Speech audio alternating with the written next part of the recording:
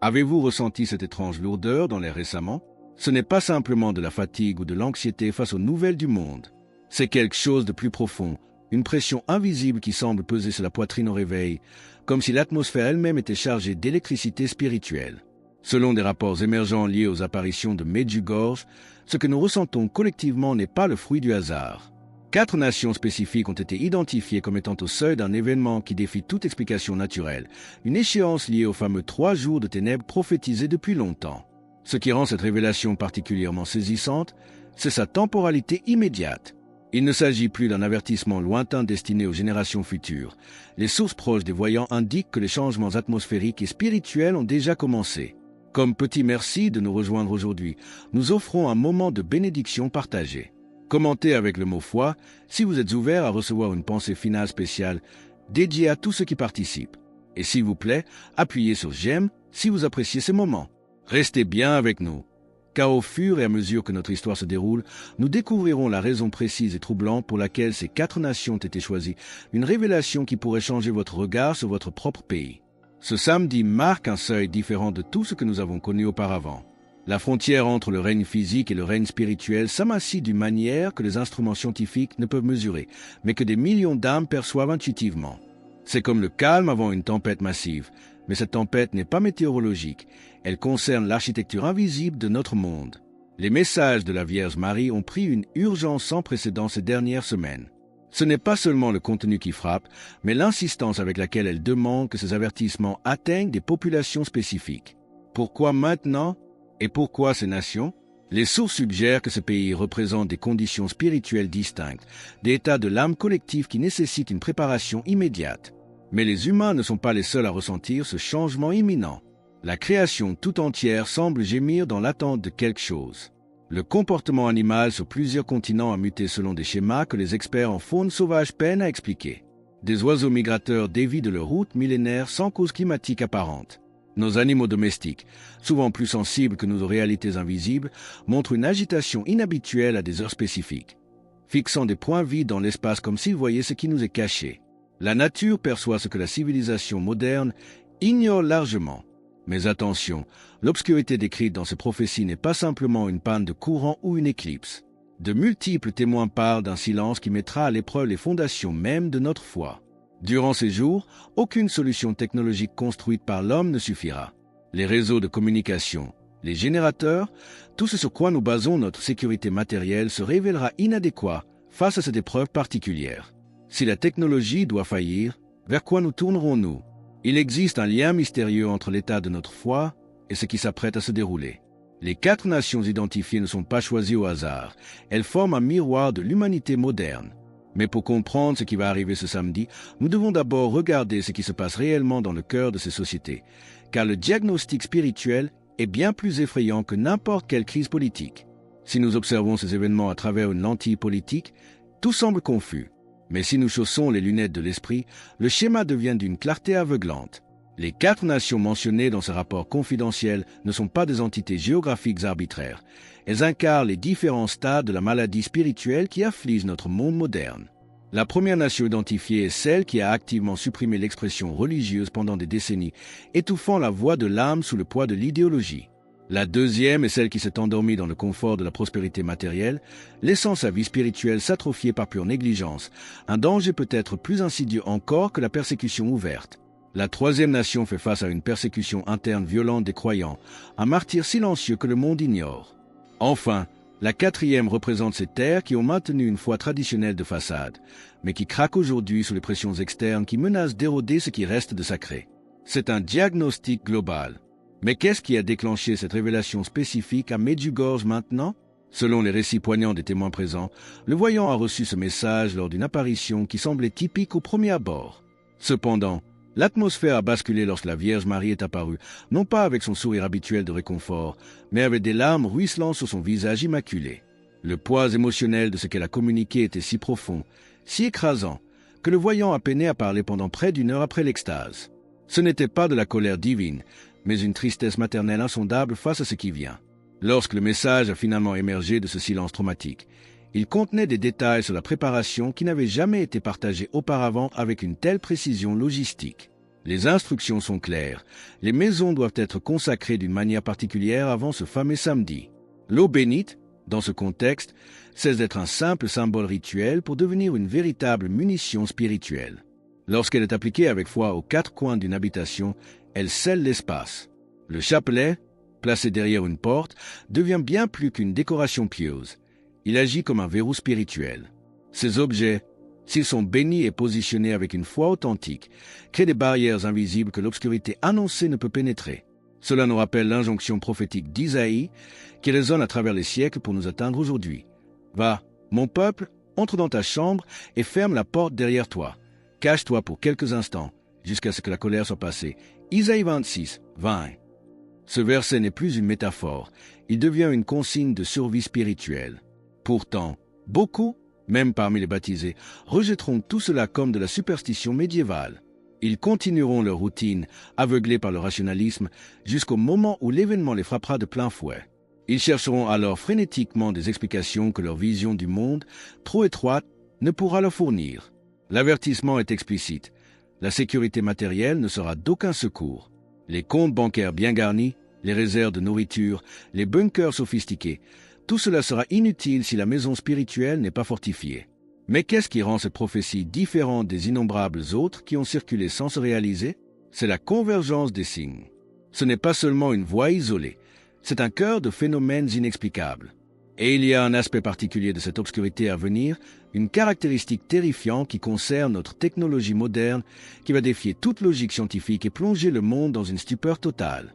Imaginez un instant le silence absolu qui s'abattrait sur notre monde si le bourdonnement constant de notre technologie cessait d'un seul coup. Ce que les rapports de Medjugorje décrivent dépasse de loin le scénario d'une simple panne électrique ou d'une cyberattaque. Nous parlons ici d'un effondrement technologique à une échelle que la plupart des gens ne peuvent même pas concevoir, car il défie les lois mêmes de la physique telles que nous les connaissons. Selon les avertissements reçus, les réseaux de communication ne cesseront pas de fonctionner à cause d'un sabotage humain, mais par l'effet d'une force spirituelle qui rendra nos outils obsolètes. Les tours de téléphonie cellulaire resteront intactes mais muettes. Les câbles Internet, artère vitale de notre économie mondiale, ne transmettront plus aucune donnée. Même les ondes radio de base se comporteront de manière erratique, comme si les règles régissant l'électromagnétisme avaient temporairement muté. Ce n'est pas une dégradation graduelle qui nous attend, mais une cessation instantanée. Des témoins dans les 4 nations ciblées ont déjà rapporté des signes préliminaires troublants.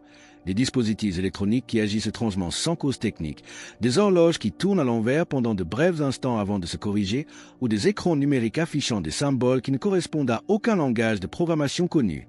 Ces anomalies, que les observateurs superficiels rejettent comme des glitches ou des hasards, suivent en réalité un schéma précis pour ceux qui savent lire les signes des temps. C'est ici que la parole de Dieu vient trancher avec une vérité éternelle, nous rappelant la fragilité de nos appuis humains. Ceux-ci s'appuient sur leurs chars, ceux-là sur leurs chevaux. Nous invoquons le nom de l'Éternel, notre Dieu. Psaume 21:8. Aujourd'hui, nos chars et nos chevaux sont nos smartphones et nos satellites. Et lorsqu'ils tomberont, seule l'invocation du nom divin restera. Mais pourquoi ce samedi en particulier? La convergence des signes indique que cette date n'est pas une coïncidence de calendrier. Elle correspond à une fête mariale, certes, mais aussi à des alignements astronomiques qui ne se produisent qu'une fois tous les plusieurs siècles. Des calendriers anciens, issus de cultures séparées par des océans et des millénaires, marquent ce samedi spécifique comme spirituellement significatif. C'est un moment de perméabilité, où les barrières entre le ciel, la terre et l'enfer deviennent poreuses. L'avertissement est formel. Ne cherchez pas à comprendre ce qui se passe dehors avec vos yeux de chair ou vos instruments de mesure. La curiosité, dans ce contexte, n'est pas un vilain défaut, mais un danger mortel pour l'âme. L'obscurité qui vient n'est pas vide, elle est habitée. Et ce qui se passe de l'autre côté de votre fenêtre, une fois le seuil franchi, défie l'entendement. Il y a une instruction spécifique, répétée avec insistance par la Vierge, concernant ce qu'il ne faut absolument pas faire une fois que l'obscurité est tombée. Ce n'est pas seulement une question de sécurité physique, mais de protection contre une vision qui pourrait briser l'esprit humain. Savez-vous ce que les témoins ont décrit avoir vu rôder juste derrière la vitre? L'interdiction de regarder au dehors durant ces 3 jours n'est pas une règle arbitraire dictée par la peur, mais une mesure de protection spirituelle vitale. Les fenêtres et les portes de votre maison cessent d'être de simples éléments architecturaux pour devenir des frontières absolues entre un espace protégé et un champ de bataille spirituel ouvert. Selon les témoignages recueillis, Ceux qui ont bravé cet interdit par curiosité ont vu des choses qui ne devaient pas être perçues par l'œil humain. Il décrit des figures se déplaçant avec une géométrie qui viole les lois de notre espace tridimensionnel, des formes qui glissent sans toucher le sol. Plus effrayant encore, il parle de lumière qui n'éclaire pas, mais qui semble au contraire absorber la lumière ambiante et drainer la conscience de ceux qui les fixent. C'est ici que la sagesse biblique prend tout son sens et nous offre un avertissement éternel. Souvenez-vous de la femme de l'eau lors de la destruction de Sodome. L'ange lui avait donné une instruction simple mais impérative. « Sauve-toi pour ta vie. Ne regarde pas derrière toi et ne t'arrête pas dans toute la plaine. » Genèse 19h17. Elle a regardé, non par malice, mais par attachement ou curiosité, et elle fut changée en statue de sel. Aujourd'hui, le message est identique. Ne regardez pas l'obscurité en face, car elle porte en elle une réalité qui peut pétrifier l'âme. Si ce message résonne profondément en vous et que vous vous sentez poussé à affirmer votre foi en cet instant, partagez Amen dans les commentaires ci-dessous. Nos compagnons les plus fidèles, les animaux, perçoivent déjà cette dimension cachée. Les rapports provenant des 4 nations concernées notent des changements drastiques dans le comportement de la faune domestique. Les chiens, habituellement courageux, refusent soudainement d'entrer dans certaines pièces ou se cachent sous les meubles en tremblant sans raison visible. Les chats, avec leurs pupilles dilatées, fixent des coins vides et suivent des mouvements invisibles, le poil hérissé. Ils ne réagissent pas à une menace physique, mais à une présence spirituelle que notre rationalisme nous empêche souvent de sentir. Face à cela, la préparation de la maison doit suivre une méthodologie précise révélée dans les messages. Ce n'est pas le moment de l'improvisation. L'eau bénite utilisée pour sceller les issues doit avoir été bénie par un prêtre en état de grâce. Ce n'est pas un produit commercial, mais un sacramentel vivant. Le positionnement du chapelet ou du crucifix ne doit pas être aléatoire. Il est dit que ces objets, placés avec une intention de foi pure, créent ce que les témoins décrivent comme une chaîne de lumière ou une fréquence de résonance qui repousse les entités extérieures. Cependant, il ne suffit pas de transformer sa maison en forteresse. Le véritable défi, et peut-être le plus difficile, se trouve à l'intérieur, entre les murs, au sein même de la famille. Lorsque l'électricité s'éteindra et que le silence tombera, une autre vérité va éclater. L'obscurité extérieure ne fera que révéler l'état intérieur de nos relations. Les familles qui ont l'habitude d'éviter les conflits par la distraction numérique ou le bruit de fond vont se retrouver face à un miroir impitoyable. Imaginez être enfermé pendant 72 heures sans échappatoire avec les non-dits qui s'accumulent depuis des années. Ce qui va se passer dans le secret des foyers durant ces 3 jours sera soit une guérison miraculeuse, soit un déchirement total. Savez-vous pourquoi l'unité familiale est la cible principale de cette attaque et comment la foi des enfants pourrait bien être la seule chose qui sauvera les adultes? Lorsque les lumières s'éteindront et que le vacarme numérique du monde moderne se taira, nous serons confrontés à une épreuve que peu ont anticipée, celle de la proximité imposée. L'unité familiale, souvent fragmentée par nos vies trépidantes, devient soudain le point critique de notre défense spirituelle. La foi individuelle, bien que nécessaire, risque de manquer de la puissance d'amplification que seule la croyance unifiée peut fournir. Un foyer divisé spirituellement crée des brèches, des failles invisibles par lesquelles l'angoisse et les ténèbres peuvent s'infiltrer. C'est pourquoi les jours qui viennent ne seront pas seulement un test de survie, mais un creuset de vérité relationnelle. Les disputes laissées en suspens, les rancunes moisies sous le tapis de la routine, tout cela remontera à la surface avec une intensité magnifiée par la pression spirituelle ambiante. Les familles habituées à fuir le conflit par la distraction se trouveront sans échappatoire. Mais pour celles qui choisissent le pardon, la maison deviendra un sanctuaire imprenable. Il y a ici une mécanique spirituelle fascinante à l'œuvre.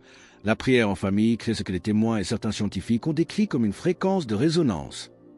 Lorsque plusieurs voix s'unissent dans une même intention, elle génère un champ de force collectif, mesurable par sa capacité à repousser l'oppression extérieure. C'est l'application littérale de la promesse du Christ. Car là où 2 ou 3 sont assemblés en mon nom, je suis au milieu d'eux.